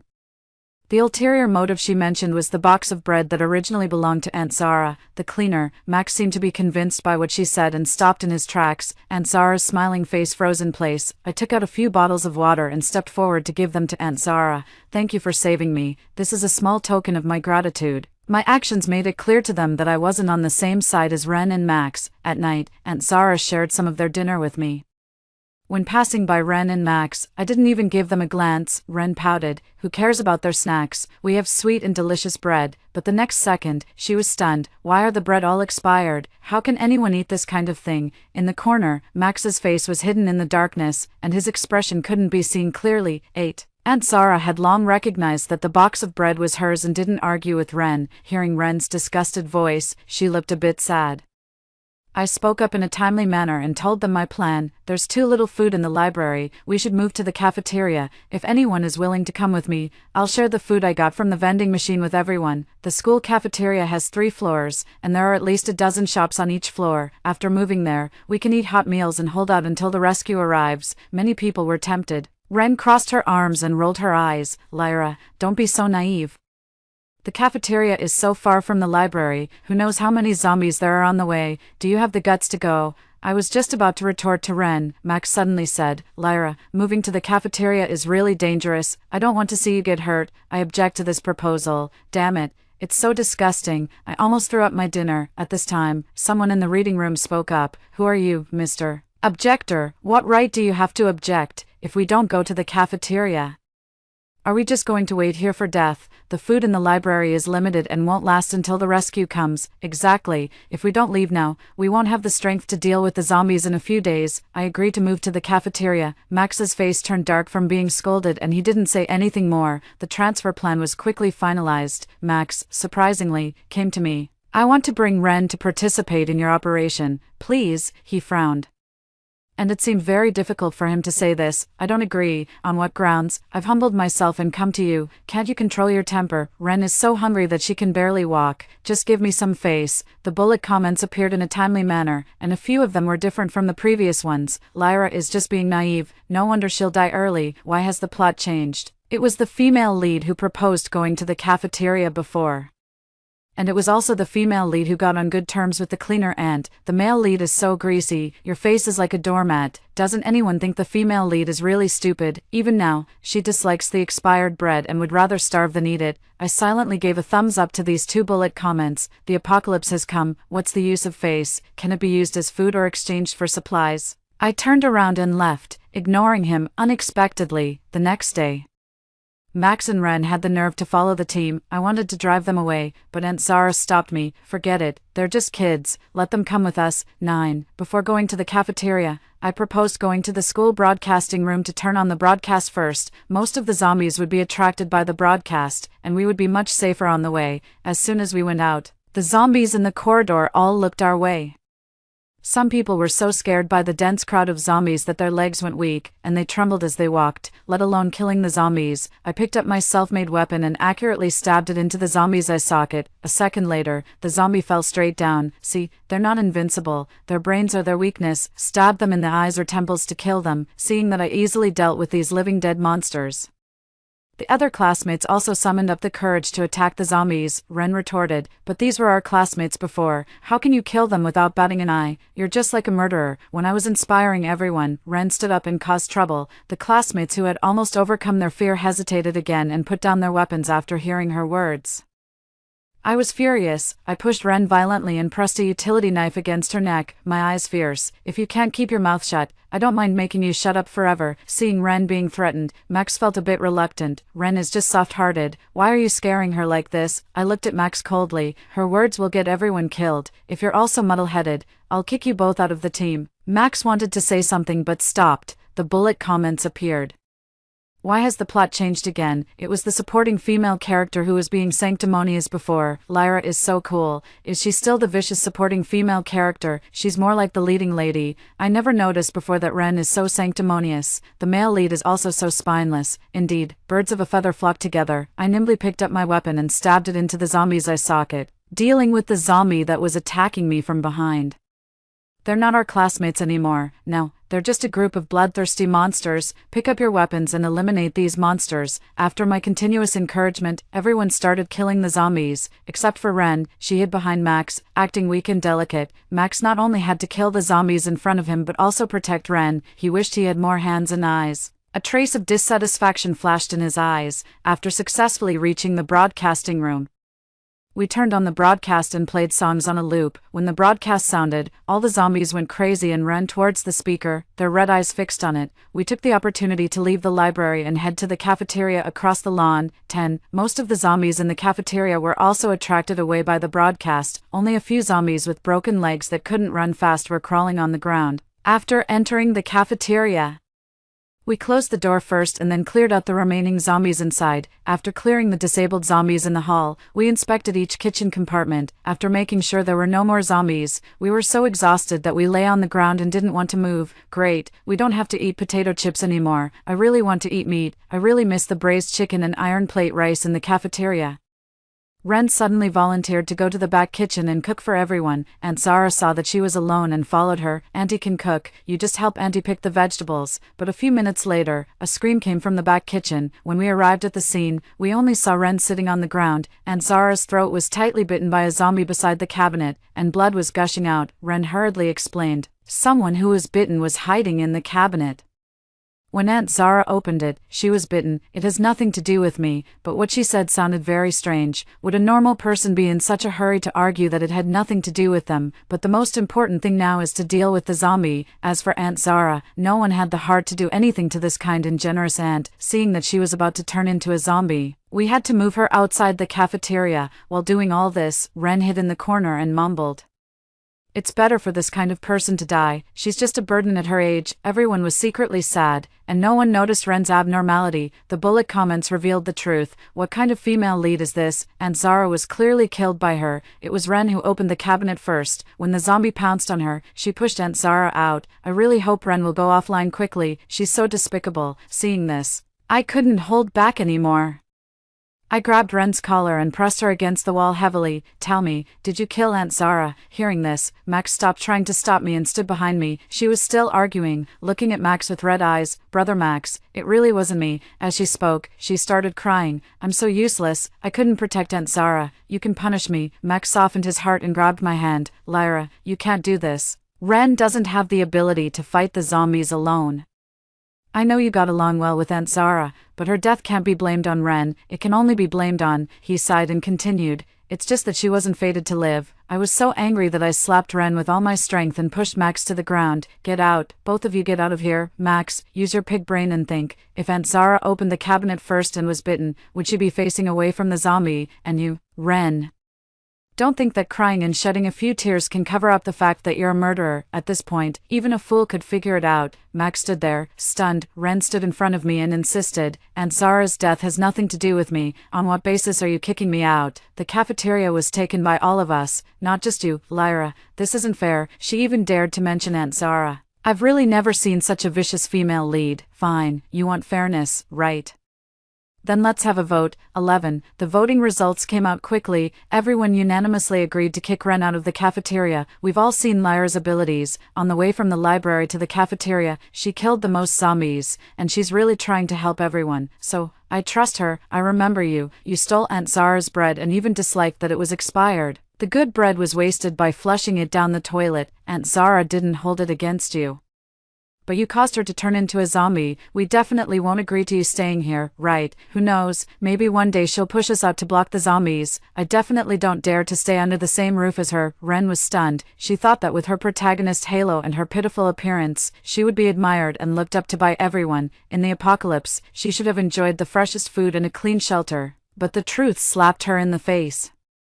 Ren looked at Max, her last hope. Brother Max, I really didn't kill Aunt Zara. You believe me, right? If I'm kicked out, I'll definitely die. You know that I don't have the ability to protect myself. Max was silent. He knew that if he pleaded for Ren at this time, he would also be kicked out. Without food and shelter, they would soon become the zombies' food. Looking at Max's evasive eyes, Ren erupted. Lyra, you bitch. You're just jealous of me. You're jealous that Brother Max is nice to me. So you're trying to frame me. Now that everyone is on your side, are you satisfied? You'll die a horrible death. Sooner or later, you'll be eaten by the zombies. But what's the use of just being tough with words? This is the apocalypse. Only those who are strong enough to survive the zombies have real ability. Before Ren was kicked out, Max couldn't bear it and secretly gave Ren some instant food. Ren didn't appreciate it and smashed the food to pieces. 12. Since Ren left, the bullet comments hadn't appeared for a long time. Max also seemed to have changed. He tried his best to get my attention. When I started cooking, he washed the vegetables and rinsed the rice beside me. If there was something I wanted to eat, he would search for recipes and make it. I don't eat fat. So he carefully removed it bit by bit until only the lean meat was left. One day, he summoned up the courage to sit beside me and asked, Lyra, you said you would like me for a lifetime. Does that still count? I was stunned. It took me a long time to remember that I had said that to Max when we were playing house when we were kids. I was just being naive when I was a child, Max said seriously, but I took it seriously. I got into the same university as you and chose the major you like. I can also feel your feelings for me, so, can you be with me? I found it ridiculous. The university I attended is a 211 university in our province. He was just lucky to get in. He only chose this major because his mother signed him up for it. It has nothing to do with me. I did like Max before and narcissistically attributed everything to the fact that he also had feelings for me. But since the first day of the zombie outbreak, when I saw those bullet comments, I disenchanted myself with Max. In my eyes, he no longer had that special filter. He was just an ordinary person. Where's Ren? I asked. She's just a classmate. I have no relationship with her, so that's how it is. They hugged each other for warmth every night when they slept and he protected her behind him when there was danger. Now he said they had no relationship. I became even more disenchanted with Max. He didn't even have the courage to openly admit his relationship with Ren. How could such a cowardly man be worthy of confessing his love to me? 13. That night, there was a rustling sound at the entrance of the cafeteria. I thought it was just zombies passing by, so I ignored it, but after a while, there were people talking in low voices. Are you sure there are no zombies in the cafeteria? Of course, we took over the cafeteria and cleared it out. There's also countless meat and vegetables in the freezer. It can sustain us for a year, guys. Put in some effort to pry the door open, then we'll have something to eat. I immediately woke everyone up and told them to be on guard. I pulled open the thick curtain and saw the faces of the people prying at the door outside. As expected, Ren was among them. The leading boy had a fierce expression and was muscular. When he saw us, he smiled maliciously. I thought there was no one inside. Since there are people here, open the door quickly. The zombies have been attracted here, at this moment. The bullet comments appeared. Lyra, don't open the door, he's lying to you. Once you let them in, Ren will immediately ask these people to tie you up and take over the cafeteria alone. Ren will also drug you and give you to these people to play with. Damn, I've never seen such a despicable female lead. She's not even human. A classmate wanted to open the door, but I stopped him and shook my head. This group of people wasn't made up of students. Which student would pry open a door? And I seemed to have seen this fierce-looking person somewhere before. The people behind him were all dressed in shabby clothes, but they were holding steel bars and knives. They were probably the construction workers behind the dormitory building. We were just a few unarmed college students. If we let them in, the consequences described in the bullet comments would come true, and the culprit, Ren, was hiding behind them, looking at me provocatively, as if she thought that relying on these people, she could easily step on me. I said to the leading man, the cafeteria has 3 floors, there's no one on the 2nd and 3rd floors, you can go up the stairs outside. I tried to keep my tone calm and not show any clues, but he still had a playful smile, stayed at the door, and even signaled the people prying at the door to continue. We came all the way here and don't have the strength to fight the zombies anymore. Let us in and have a full meal first, and then we can go upstairs. It seemed that they didn't plan to leave. I turned around, picked up the stool leg hidden behind me, and slammed it into the glass door. There was a huge noise. The people outside panicked. Damn it, this woman is crazy. The zombies have been attracted here. I looked at them fiercely. That's right, I'm crazy. If you insist on prying the door open and breaking in, let's see if you can pry the door open faster or if I can smash the glass faster. When the zombies come, no one will be able to survive. After that, I slammed the stool leg into the glass again. The zombies outside had a fierce light in their eyes and gathered towards the cafeteria. Although the zombies moved slowly and had low intelligence, no one dared to confront a group of zombies head-on. The tide of zombies would swallow everyone up. I raised the stool leg and confronted them. The leading man spat on the ground reluctantly. Damn it. This crazy bitch. Let's go to the 2nd floor, 14. But when they left, they abandoned Ren. She crawled and tried to chase after them, but someone pushed her down the stairs. We can't get into the 1st floor. What's the use of you? Go down and feed the zombies. Seeing the zombies getting closer, Ren sobbed on the ground in fear. She leaned against the glass door and begged for help. Lyra, for the sake of us being classmates, please open the door and let me in. Okay. I didn't say anything. Ren panicked. I know I shouldn't have fought with you over Max. I'll give him to you. Can you forgive me? She kept looking back because the zombies were almost here. I still didn't say anything. After all this time, she still didn't even know what she had done wrong. I didn't care about Max, and I didn't care about her apology either. If she hadn't deliberately framed me and hadn't killed Aunt Zara at the beginning, I might have let her in, but now, it was too late. The apocalypse had come. Brother Max, you still like me, right? As long as you let me in, I'll forgive you for what happened before. But this time, Max didn't fall for her tricks. He said coldly, I've never liked you. The one I like has always been Lyra. When Ren heard this, her expression was as if she had been struck by lightning. Then, her face contorted with anger. Bitches, you're all bitches. What did I do wrong? I just killed that damned person. Why should that cleaner be on an equal footing with me? She was slow and would hold me back. Didn't she deserve to die? And you, Lyra, you're just a supporting female character. You deserve to die too. I'm the female lead in this world. I have the female lead halo. I don't need your help. I can definitely survive. I can survive. Before Ren could finish her words, a zombie bit her neck from behind, and that zombie was Aunt Zara. Ren struggled. She pushed Aunt Zara away, but 2 more zombies surrounded her and started biting her, not until she was on the verge of death, with corpse spots appearing on her body and her eyes turning cloudy as she started to turn into a zombie. Did the zombies stop biting? I'm the female lead. I won't die. Ugh, huff. Ren could no longer make human sounds.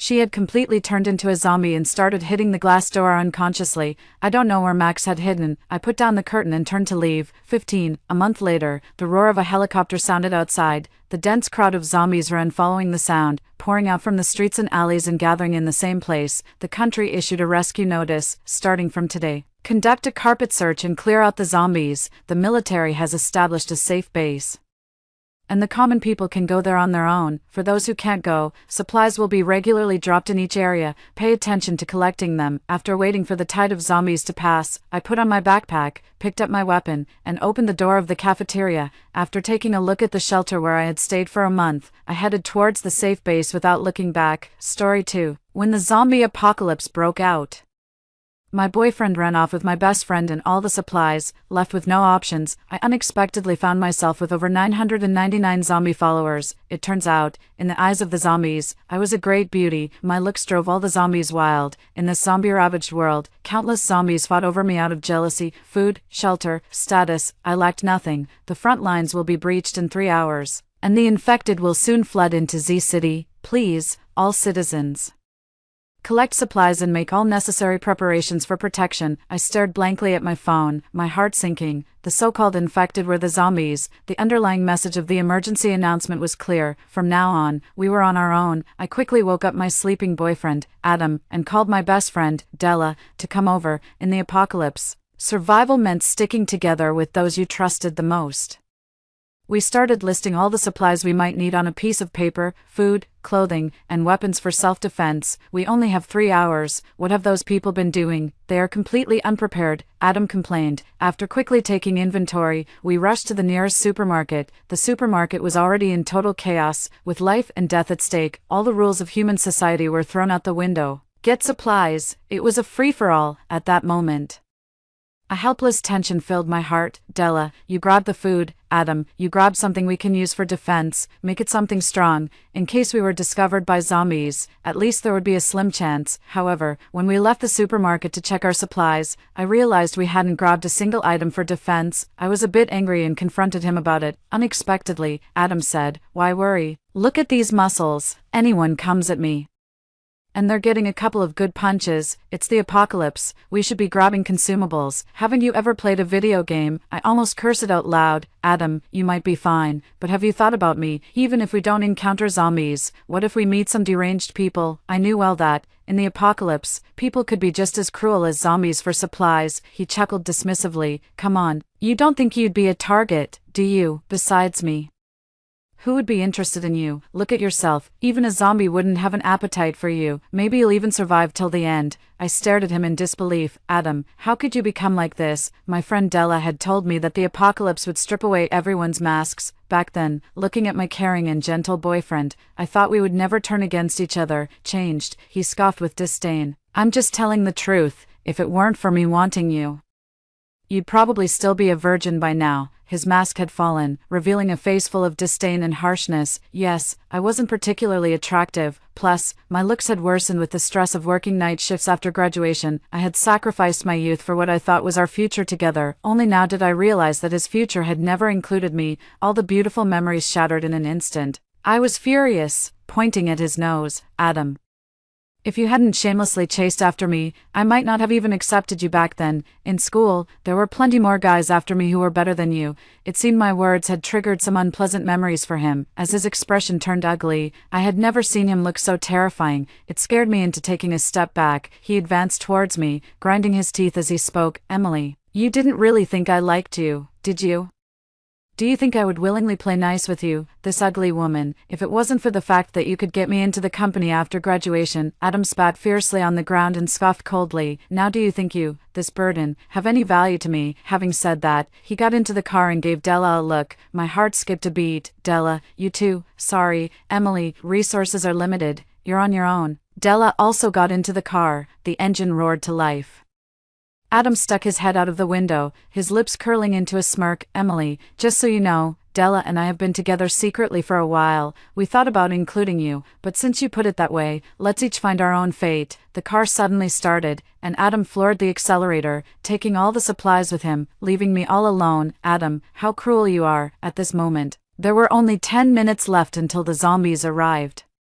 The supermarket had already been looted empty. Only a few scattered figures remained on the streets, all of whom were unfortunate ones who hadn't managed to grab any supplies. There was no time to worry about supplies now. Surviving was what mattered. I couldn't afford to waste any more time. I rushed at top speed towards the nearest abandoned residential building. The elevator had long since stopped working. I climbed the stairs straight up to the rooftop.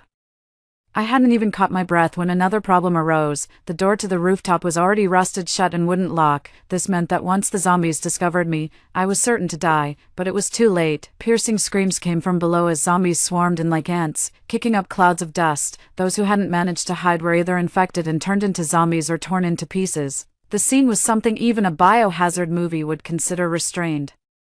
All I could do was curl up on the rooftop, trembling as I listened to the screams outside. Any further struggles seemed futile. Perhaps, under the cover of night, I might have a glimmer of hope. Soon, night fell. I was both tired and hungry, struggling to keep my eyes open. I pinched my thigh to remind myself that I absolutely couldn't sleep now. Suddenly, a clanging noise in the stairwell jolted me awake. Several zombies were searching through the stairwell, each with their mouths agape. Remnants of human flesh hanging from their lips. I quickly covered my mouth, afraid to make any noise. Just then, my phone in my pocket received a video call. I intended to hang up quickly, but my trembling hand somehow answered the call. On the screen, Della and Adam's faces appeared. They were eating steaming hot noodles, enjoying the sight of my miserable state. "Emily, you're still alive." "Ha, that's just great," I muttered. "Have you eaten? We don't have much here." "Just some instant noodles to get by." I was so annoyed. The instant noodles were even my favorite flavor. I was about to turn off the video call. Adam's eyes lit up as he looked past me. "Holy crap, with so many zombies behind you, you really are bad luck. Good thing I didn't bring you along." I looked behind me. The zombies, having heard the noise, were swarming up to the rooftop. This was the end. Why were all the zombies coming straight for me? The leader of the zombies seemed to be their king. With a well-defined face and blue pupils, he was surprisingly handsome. Oh no, what kind of luck does Emily have? What did I do to deserve the attention of the zombie king? What was strange though, since they were here, why were they each carrying gifts, Gucci bags, big diamond rings, luxuries I could never afford in a lifetime, and they brought rice, oil, fruits, and vegetables. Seriously, are they here to support the Red Army and show sympathy to the locals?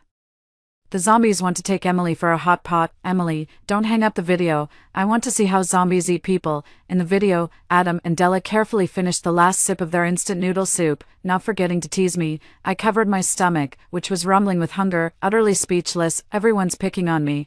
Facing a large group of zombies rushing towards me, I closed my eyes in despair. Countless zombies surrounded me in an instant. 1 second, 2 seconds. 3 seconds. After about 10 seconds, I wasn't torn apart and devoured. Suppressing my fear, I cautiously opened my eyes. To my surprise, all the zombies around me were kneeling on one knee, holding gifts, and looking at me with devout faces, especially the zombie king in front of me, dressed in a tailcoat, sporting a slicked-back hairdo, holding flowers. Wait a minute, this scene, why does it look so familiar? It was like a group of devoted admirers proposing to their goddess. Just then, wearing a white wedding dress, holding flowers, beautiful like a fairy tale, remembering that early summer, I cared for you, being silly together, sang a voice. Cupid gently flies under the moonlight. Pandora hears the answer. The church bells knock the code of happiness. "Oh my love, let's get married. I really want to have a home with you." Music started playing, and a fierce-looking zombie came towards me carrying a speaker. On another side, a zombie lit a large circle of heart-shaped candles. I was completely flabbergasted, wanting to have a home with you, really wanting to have a home with you. Playing this song at this time, Mr. Zombie, is this polite? So, even when zombies eat people, they care about the ceremony. Setting up a candlelit dinner, Adam and Della appeared entertained by the spectacle in the video, seeing their smug faces. I was about to hang up, but then, a whirring sound caught my attention. It was the sound of a drone's wings spinning. I looked up. A small drone was slowly flying towards me, equipped with a miniature camera. I was overjoyed. I immediately started waving frantically at the drone. This appears to be a standard government drone for emergency reconnaissance. I'm saved. It was a turn of fate that almost brought tears to my eyes. Through a small speaker, the drone shouted at me. "The government rescue organization is doing its utmost to find survivors. Please rest assured. Reinforcements are rushing to your location." I quickly asked, "How long will that take?" "They could arrive in as little as an hour. Please hang in there. The government rescue organization won't give up on any citizen." I was dumbfounded. "Is your camera broken? Can't you see the thousands of zombies surrounding me? And there's even the menacing gaze of the zombie king." 1 hour. By the time the rescue team arrives, the zombies would have finished me off, down to the last bone. On my phone, Adam and Della watched as I went from despair to hope and back to despair. They laughed gleefully at my predicament. "Emily, my dear, I'll mourn for you. We're going to hang up now. This scene is too gory for my delicate sensibilities." With a beep, the video call ended. I gritted my teeth in anger. If I, Emily, survive this, you two are the first I'm coming for. But I knew too well, today was likely my last. At that moment, my dire situation was being live-streamed by the drone. On the other side of the drone, thousands of survivors were watching the live broadcast. It turned into a rescue livestream. Somehow, I had become the main character, a single woman trapped within a massive army of zombies. The sensationalism was explosive. Word spread quickly. Survivors hiding in shelters and ruins crowded into the live stream. Zombies ahead, high buildings behind. She's in a no-win situation. Let's pray for a miracle for this young lady, so full of life, alas. Hey. But why do these zombies move so strangely? It doesn't match their daytime behavior of bloodthirsty killings. In an underground research lab, staff of the Zombie Defense Research Council were also watching the live stream. They observed and noted how zombies ate people, their methods of attack, and so on, all invaluable data. Professor, these zombies aren't acting as you described. They're playing music and setting up candles. It's starting to look more like a human ritual. Zombies have long lost their senses. How could they retain human-like cognitive traits? This must be some mysterious pre-meal ritual. The professor, looking at the screen, confidently defined the situation. A mysterious ritual, yes, probably thinking that performing such rituals could make them stronger, or like in the West, praying before a meal. And what about these fruits and vegetables? Idiot, of course. They're using them as seasoning, behind the screen. Hearts were gripped with fear. No one thought I would survive. In front of me was the most ferocious and bloodthirsty zombie king. His viciousness and combat strength were more than 10 times that of ordinary zombies. Amid the romantic candlelight and music, I quietly awaited my impending death. But then, the scene before me completely shattered my expectations. The ferocious zombie king knelt on one knee, holding flowers in one hand and reaching out to me with the other, just like a prince wanting to take a princess's hand. What prince? This is Emily, facing a bloodthirsty zombie king. The zombie king opened his nearly falling jaw, making unintelligible noises. Despite his murky eyes, there seemed to be a hint of affection. I couldn't understand a word, yet I could feel that he didn't intend to eat me. However, this shocking scene still sent shivers down my spine. Inside the research institute, the experts looked at each other in bewilderment. None of them had seen anything like this before. This must be some sort of pre-dinner ritual. Definitely, one suggested. Baker, turn on the simultaneous zombie language translation. This could be incredibly important for our research. Soon after, the translation was activated, now broadcasting the translation.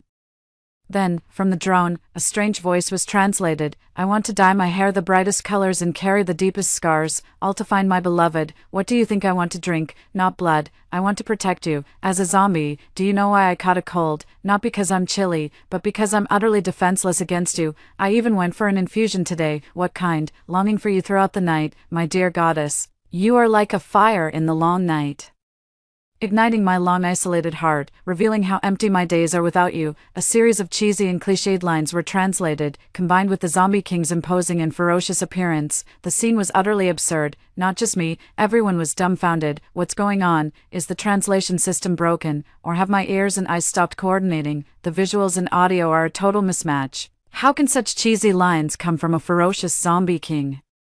It's so awkward I could break into a laser dance on the spot. It's outrageous. Almighty Zombie King, with all your minions around, how can you say such things? Blink if you're kidnapped, or has someone possessed you? The live chat exploded in an instant. Professor, you said zombies don't engage in courtship. I never said that. The professor replied, awkwardly adjusting his glasses. Maybe. This girl is just irresistibly charming to zombies. Meanwhile, other zombies also started gibbering at me. Ah, my queen, you are the light of my life. In this world, only you can command me, and I am willing to be your faithful admirer. I would do anything for you, collect all the human brains you desire. Hearing these words, I was petrified. I'm just an ordinary person with average looks. How did I become a supreme beauty in the eyes of zombies? I've lived for over 20 years and had only a handful of admirers.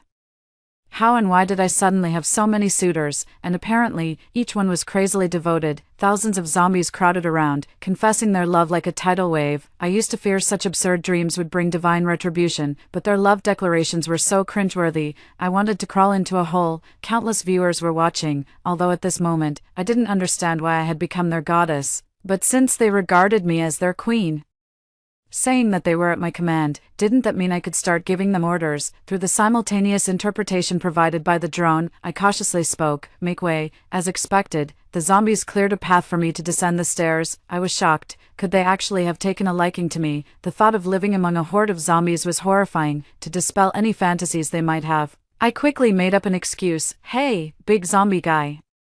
I'm pregnant with my scumbag ex-boyfriend's child. Sorry about that. To make them believe me, I even restored a photo of me and Adam from the recycle bin on my phone. Unexpectedly, they responded with outrageous comments. The Queen's child should be cared for by us. As long as you agree, the child can take my last name. I was dumbfounded. They were really laying in on thick. The reaction from the Zombie King was even more intense. He burst into a rage and stood up, threatening to avenge me.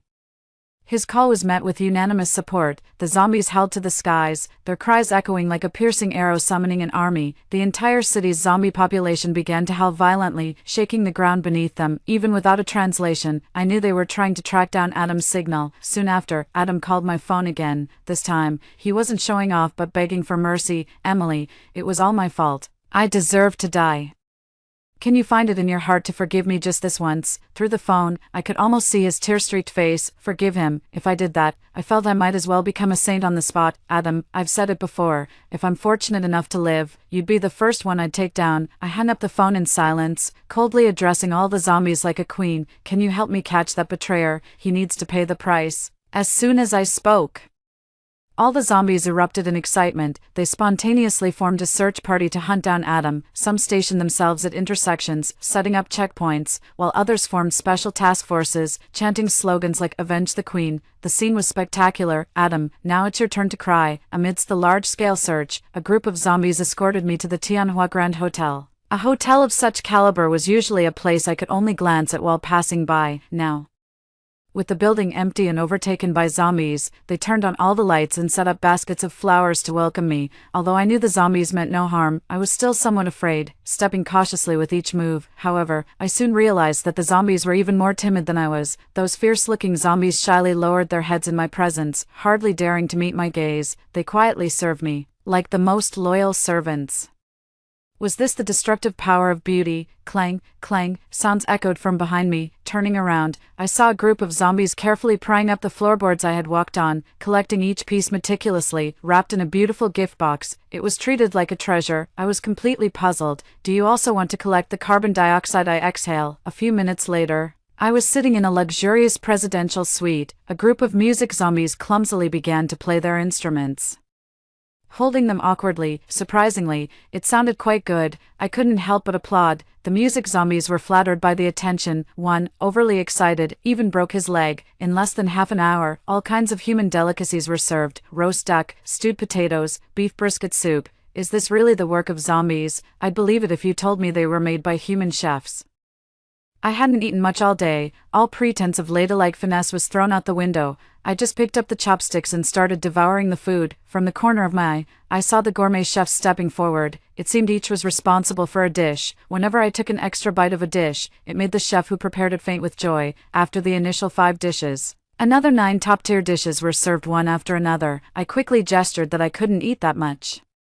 I'll get fat, and that won't look good, I said, gesturing. Unexpectedly, my casual remark made the overweight zombies heartbroken enough to jump off buildings. Others immediately started doing weight loss exercises. While exercising, they also shouted, if the goddess would glance at me one more time, I'd be willing to turn into a rack of ribs. After the meal, a zombie waiter with an 8-pack brought out all the hidden wine from the closet in front of me, waiting for me to choose. Wow. One of these bottles could cover my monthly salary. Just because I took a longer look, the zombie waiter eagerly opened it for me. I said thank you out of habit. Looking up, I saw it was a different kind of zombie. Your blue eyes are pretty special, I casually remarked. To my surprise, the zombie excitedly popped his eyeballs out. No, no, no, just put them back. It's kind of scary. At that moment, another group of zombies started vying for my attention, eager to impress. The first performed a magic trick. He asked me to guess how many fingers he had. I said 10. Then he turned his back and snapped one off right there. The second tried to impress me by playing the drum, but seeing my calm expression, he dismantled his ribs to use as drumsticks. The third was even more outrageous, wanting to perform a trick called 3 Immortals Return to the Cave, but lacking props. He dug out his own eyeballs to use as props, and since 2 weren't enough, he dug out another from a nearby resentful zombie brother, making up 3 and started juggling. Eventually, one of the eyeballs accidentally fell into the soup. The dumbfounded look on the 2 brothers made me burst out laughing. At my laughter, they immediately cheered woefully. Adam, do you like the show? I held up my phone. On the other end of the video were Adam and Della. At that moment, they were completely devoid of any arrogance or schadenfreude. Both were shivering, sitting there scared. with Della screaming several times in fright. Adam, this is too scary, let's turn off the video. Della, are you crazy? If you upset Emily Lou, we're all going to get killed by zombies. But I just can't accept it. Why does she get to stay in a luxury hotel, enjoying gourmet food and wine, while we have to hide in this rundown building, scared and eating cheap instant noodles? Let's not talk about it anymore. The corners of my mouth lifted involuntarily. Adam, how does it feel to have a taste of your own medicine? This is just the beginning. Wait until we catch you. It'll be a fate worse than death. Suddenly, my phone vibrated. The message was from the government rescue organization. Miss Emily Lou, the comrades who went to rescue you have been surrounded by zombies. From the drone footage, we witnessed your ability to control zombies, so we earnestly request your help, no matter what. They were in danger because they were trying to save me. I had no reason not to help, so I sent a message back, just 2 simple words, can do, soon. They sent me a video call link. I opened it. The live footage of the rescue team being surrounded appeared before my eyes. In the dark environment, only the sparks from gunfire provided light. The team members were pushed into a 2-story abandoned residential building by hordes of zombies. At that moment, they were making their last desperate stand, after 1 round of bullets was fired. They quickly reloaded and fired another, but there were just too many zombies, relentlessly charging one after another. The screams were utterly terrifying in the night. Bess, how much ammo do you have left? 2 magazines left, and 1 grenade. Captain, the zombies are storming the left door again. I need backup here. Lisa, go support the left door. You must hold on. Captain, it's just a few of us left. Once the bullets are gone, I guess it's over for us. It's not wrong to die with you guys, but I still haven't found my brother. I don't know if he's still alive. Stop talking nonsense. They said help is on the way. Just hold on a little longer and we'll all make it out alive. With so many zombies, even if all the nearby rescue forces came, they couldn't save us. And besides, there's not enough time. Limbs and arms flew everywhere. Screams rose and fell, and the scene was gruesome. As the zombies were too numerous and firepower was running low, several zombies had already broken through the windows and were fighting hand-to-hand with a female team member. Then, one of them slashed her throat. Blood splattered everywhere. Edna, another male team member, blinded by rage at the sight of his loved one's death, ran out of bullets and charged into the crowd of zombies with a knife. You sons of bitches. He was quickly overwhelmed by the zombies. Soon, 3 more were dead.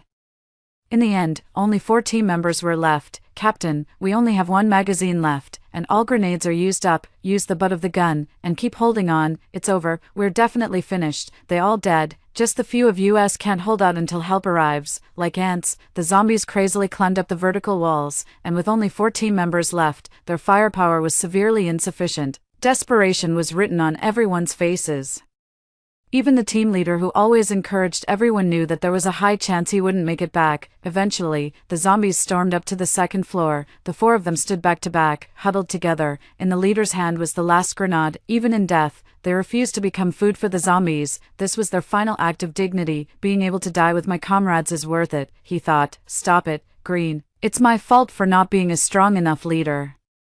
In the next life, we shall be comrades again. As he prepared to pull the grenade pin to annihilate both his team and the zombies, just then, wait a second, Captain, the zombies seem to have stopped. Something outside seems to have drawn their attention, and they're not attacking us anymore. The sounds of combat ceased, and the air suddenly turned dreadfully silent. All the zombies moved outside, looking in one direction as if on a pilgrimage. The 4 of them cautiously peered out the window, following their gaze. Captain, is that our backup? A drone projected on the graffiti wall. The face of a human woman appeared before their eyes. In the hotel, I held my phone, live streaming, looking at the infatuated faces of the zombies. I couldn't help but feel moved. It seems my face works better on zombies than bullets. After coughing twice, I said solemnly, these humans are my friends. If you hurt them, I'll be very upset. I think you wouldn't want to see me upset, would you? My words, translated simultaneously by the drone, reached the crowd of zombies. Captain, who is this woman? Her words made the zombies leave. You're joking, right? A team member scoffed at this. However, reality proved him wrong quickly. Look, the zombies really left. Holy shit, for real? They rubbed their eyes, scarcely believing the miracle before them, but the truth was right there, undeniable. The swarm of zombies, upon hearing my words, acted as if they had received a divine decree. Without hesitation, they all willingly left. For their beloved goddess, they would do anything. After the zombies had left, the 4 team members cautiously came out. They looked up at my projection as if they were witnessing a deity. Fairy sister, what's your Instagram? How about we add each other? Green. who had just doubted me, instantly turned into a loyal admirer. "Sorry, I've got something else to handle," I replied, hanging up the video promptly. It's not that I'm heartless, but the zombies urgently passed on a message. Adam and Della had been found. Adam and Della were tied up in the hotel, at my disposal. The team of zombies that found them looked at me like a dog that had retrieved a bone, eagerly anticipating my reward. "Well done, you truly are the best," I casually praised, making the bloodthirsty zombie king beam like a child. Adam and Della were already trembling with fear. His pants were even wet in patches. I almost lost my composure. "Oh, Adam, didn't you always boast about your strength, claiming anyone who came at you would face your wrath? Yet, when faced with a zombie, you turned out to be even more cowardly than me." Seeing me, Adam immediately shifted on his knees, begging for mercy, desperately grasping for this last lifeline. "Emily, I was just being stubborn before. You know I have a bad temper, and usually, you're the one who puts up with me. You won't mind this time, will you? There was a bit of a misunderstanding in the middle. I know you're angry, you can hit me or yell at me, but you have to believe that I truly love you. We have so many beautiful memories, you can't just forget them all." I watched him plead in his pathetic state with amusement and remained silent, seeing that I wasn't reacting. He quickly shifted the blame to Della. "It's all because of this woman seducing me. She's been doing it behind your back. I was momentarily blinded and made mistakes following her, but I've been regretting it ever since, only thinking about making amends with you." Della became frantic upon hearing this. "What do you mean I seduced you? Have some shame. Wasn't it you who kept asking me out for meals and movies? Would I have gotten involved with you otherwise?" Perhaps finally seeing Adam's true colors, Della quickly distanced herself from him and clung to my legs. "Emily, I was confused back then, and now looking back, I really regret it. Our years of sisterhood," she sobbed, tears streaming down. "What a joke, pretending to be all sisterly when it was you who agreed to run away with me. Adam, you bastard, you promised to protect me if zombies came, but you coward. You got caught by them so quickly." Both were extremely selfish. Now that they had completely fallen out, their insults grew even harsher. The show wasn't over yet. The zombie king charged forward, pried open their mouths, and brutally pulled out their tongues with his claws. "You don't deserve to speak to our queen, you two selfish humans." I waved my hand dismissively. What a pity to interrupt such entertainment. Wouldn't it be better to let them live a little longer? Adam and Della instantly understood, ignoring the pain of their fresh wounds, and kept kowtowing to me. I looked coldly at these two, once the most important to me, yet also the ones who hurt me the deepest. I am a soft-hearted person, but these two truly don't deserve my forgiveness. Dragged these two cursed beings away. Before I could finish, a loud noise of fighting erupted outside. My nerves tensed instantly. Was the hotel under attack? Could it be the government rescue organization? Impossible. They knew I was in this hotel. If not humans, then I went up to the second floor of the hotel and looked out the window. Two groups of zombies were tangled in a fight, and clearly, the zombies on the other side were stronger. The zombies beside me told me that these were the more powerful combat zombies. "My queen, we will protect you to the death." Then, under the lead of the zombie king, all the zombies charged out. The hotel was instantly empty, leaving just Adam, Della, and me. Suddenly, a loud laugh echoed through the hall. Adam burst into maniacal laughter, his pain soaked in blood only fueling his madness further. He knew both he and Della were not going to make it out alive, yet, seeing me in danger brought him a perverse joy. I snorted coldly, dismissing him as a lost cause. However, given the situation outside, it seemed likely that the combat zombies would soon breach our defenses. The priority was to call for immediate support. I dialed the government aid organization and briefed them on our situation. Shortly after, I received a multi-person call from afar. Seeing their names made me gasp. These were key figures from governments worldwide. I witnessed Emily commanding the zombies. It was utterly shocking, truly unprecedented. One remarked, "Emily represents hope for humanity, a vital key to our survival. She must be protected jointly by all governments." Another added, "I agree, with Emily's capabilities, there's a chance for humans and zombies to coexist peacefully." I was hailed as the hope of all humanity. The brief meeting had one focus, to mobilize all resources at any cost to ensure my protection, but it was too late. The hotel doors had been breached. A horde of combat zombies, their mouths agape and claws ready, stormed in, their menacing eyes soon fixed on me. Swallowing nervously, I thought, if I am to die, Emily, so be it. I refused to end up like Adam, paralyzed by fear. But then, as the combat zombies approached, they suddenly dropped to their knees. What on earth? My jaw nearly hit the floor. "You are the dream in our nightmares. Without seeing your face, even feeding loses all meaning. Please come with us. We will offer you the best the world has to offer." I was taken aback. Turns out, they were just another group of sycophants. Adam and Della were completely stunned. The looks they had scorned were now my greatest asset. Disappointed, It seems I have quite a following among the zombie crowd, I said. With a wave of my hand, a new batch of sycophantic zombies dragged them into a room and locked them up. They liked hoarding supplies, so I decided to let them starve. It was said that every night, the hotel echoed with their hungry howls, heartbreaking to hear, tear-jerking to see, unfortunately. The comfortable soundproofing of the plush hotel room meant I heard none of it. From dawn to dusk, I was attended to diligently. More than 10 days later, Adam Mandela succumbed to starvation, reduced to mere skin and bones, even though the international forces couldn't dispatch armed help in time when the combat zombies attacked the hotel. The power of my appearance once again astounded them. Thus, the global consensus was firm. My appearance was a talisman for protecting humanity.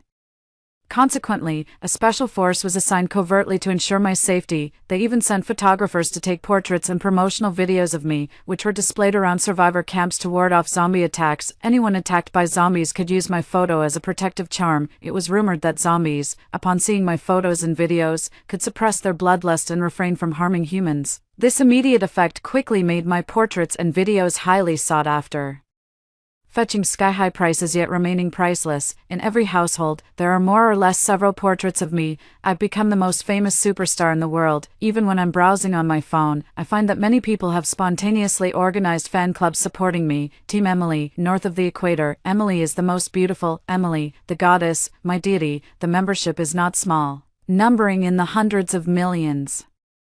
Seeing these slogans almost made me spit out my soda. Sigh, having too many overzealous fans can sometimes be a hassle. This has given humanity a much-needed breather. During this period, research institutes developed an artificial plasma capable of replacing human blood with an adequate food supply. The zombies lost their primal drive and their attacks on humans gradually decreased. Over the next decade, humans and zombies began to coexist peacefully. All this, thanks to my extraordinary beauty. The United Nations and the zombie race jointly elected me as the ambassador of human-zombie friendship. When I gave my acceptance speech, half of the audience was zombie fanatics and the other half, devoted human fans.